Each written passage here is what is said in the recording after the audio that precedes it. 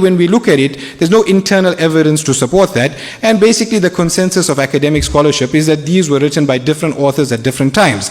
And for references for that, I have them all on a page. If someone wants to see it, you can look at the New Oxford Annotated Bible, you can look at the Jewish Study Bible, you can look at John J. Collins, you can look at Richard Elliott Friedman. All of these scholars basically tell you the same thing, that the academic consensus at the moment is that yes, there is truth. No one's denying that. There's a lot of truth in the Bible, whether it's the Old Testament or the Gospels, but at the same time, there's a lot of conflict, there's a lot of different authors, there's people talking over each other with their own biases. The same thing we find when we go to the four Gospels. We're not really sure exactly who the authors are. Again, I have scholarly quotes for that. Dale Martin, Dale Allison, James Tabor. Don't worry, Christians, I'm not going to say Bart Ehrman's name, so it's okay. But there's enough scholarly quotes for that, right? So what we need to do now, and this is the exact Islamic standpoint, fits with modern scholarship, that we as Muslims believe that in the Bible today, definitely there is truth, there is revelation, but there's also additions, there's interpolations, that there's things we need to be careful of, like biases. So for example, if you're reading the first 5 books of the Old Testament,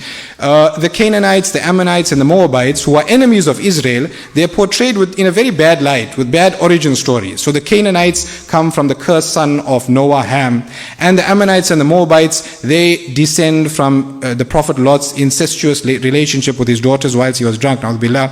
And it's not a coincidence that the enemies of the Israelites in a book written by the Israelites are portrayed as having an evil origin story, right? Similarly, when we go to the Gospels, and Rudolf was talking about some of the prophecies there is intent, there is biases. These are natural in every single human being. But we need to be aware of that when we're reading the Old Testament and when we're reading the Gospels.